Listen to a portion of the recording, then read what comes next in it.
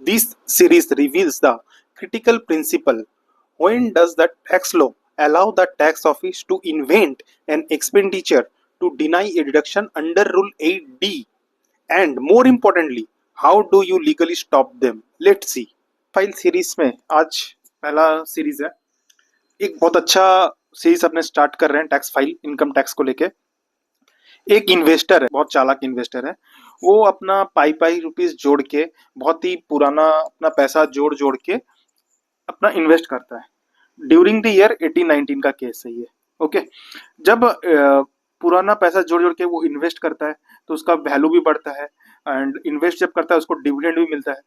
तो डिविडेंड क्या होता है ना, एग्जेम्प्ट इनकम होता है। ठीक है, अगर उसका 10 लाख रुपया का इनकम शो कर रहा है in each ITR, let's assume, तो उसमें से होता है कि 7 से 8 लाख रुपया उसका डिविडेंड होता है। तो डिविडेंड क्या है, एग्जेम्प्ट इनकम है। ठीक है, मैं बता रहा हूँ। लेकिन इसमें क्या होता है ना, ये 90 लाख रुपीस होता है रियलिटी में, आसपास 90 लाख, और ये अमाउंट होता है नियर अबाउट 10 to 12 लैक्स के आसपास होता है। ठीक है, तो एक अच्छा खासा अमाउंट है डिविडेंड का इन हिज ITR, जो क्या एग्जेम्प्ट होता है ड्यूरिंग द पीरियड 1890 में। उस टाइम पीरियड में डिविडेंड इनकम टैक्स पेयर के हाथ में एग्जेम्प्ट होता था। तो अब क्या क्या ना, SSC ने फाइल किया अपना ITR, और उसने उसका जो रेस्ट ऑफ द इनकम था वो सपोज PGBB से था या फिर बिजनेस इनकम वगैरह था। ठीक है, तो नाउ जब उसने अपना एक्सपेंसेस वगैरह PNL अकाउंट बनाया, उसने एक्सपेंसेस वगैरह काफी सारे लेस किए, अपना प्रॉफिट दिखाया। तो AO को तो इस एक्सपेंसेस वगैरह में जो दिखाया, प्रॉफिट जो दिखाया, उसमें एक इशू पकड़ा गया। AO ने बताया कि आपने जो इतना बड़ा एग्जेम्प्ट इनकम आपने अर्न किया है, इसके लिए आपने जरूर कुछ एक्सपेंसेस किया होगा, तो वो तो आपका यहाँ पे अलाउ नहीं होना चाहिए एज पर सेक्शन 14A। तो 14A बताता है, 14A disallow expenditure incurred in relation to income exempt under the act. कोई भी ऐसा इनकम जिसका इनकम एग्जेम्प्ट है as per income tax law, उसका एक्सपेंडिचर डिसअलाउ किया जाता है। And rule 8D prescribes mechanism for computing such disallowance where AO records dissatisfaction with the SSC's claim। SSC ने जो क्लेम किया है उसमें अगर कोई डिससेटिस्फेक्शन दिखता है तो AO चाहे तो उसको डिसअलाउ कर सकता है, उसको डायरेक्ट एक्सपेंडिचर से इनडायरेक्ट एक्सपेंडिचर या अपोर्शन कर सकता है इंटरेस्ट का, एंड उसको डिसअलाउ कर सकता है। तो आपको 14A 8D समझ आया।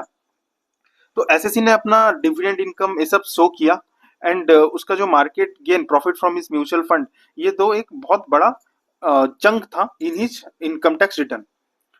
अब AO का कहना था कि इस पे जो PNL में एक्सपेंसेस अलाउ किए गए हैं, इस पे कुछ पोर्शन, सपोज अगर 8 लाख का मैं अगर यहाँ पे एक्सपेंसेस किया हूँ मैं सपोज, तो उसमें से AO का कहना है 2 लाख आपका एग्जेम्प्ट इनकम का एक्सपेंसेस है, जो क्या आपका यहाँ पे अलाउ नहीं होगा, which is added to your profit.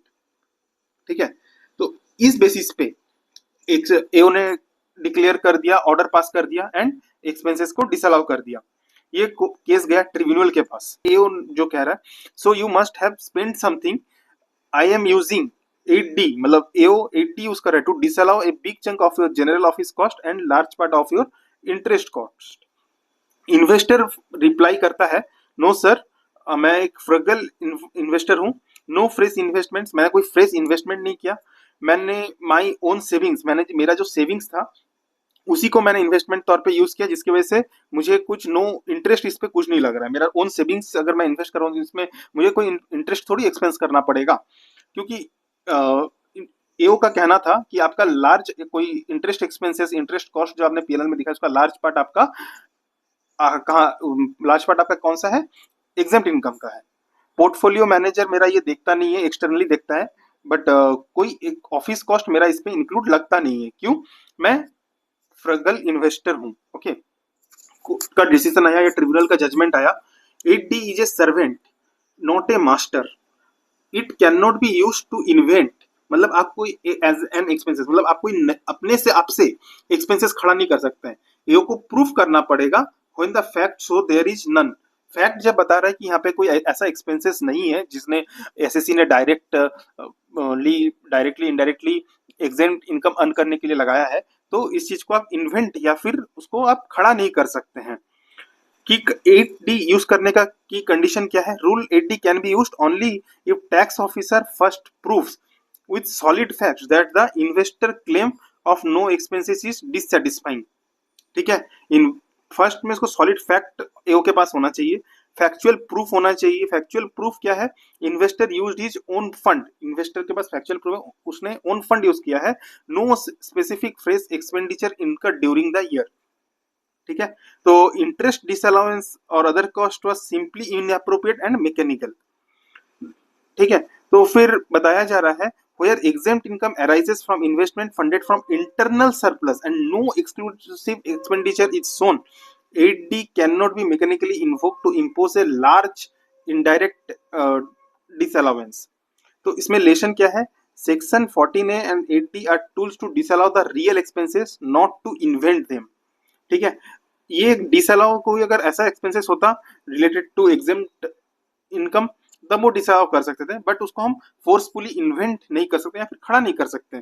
If you earn exempt income from investment you funded with your own money years ago and you can show you incurred no specific new cost this year, the tribunal will likely protect you from the mechanical formula based disallowance।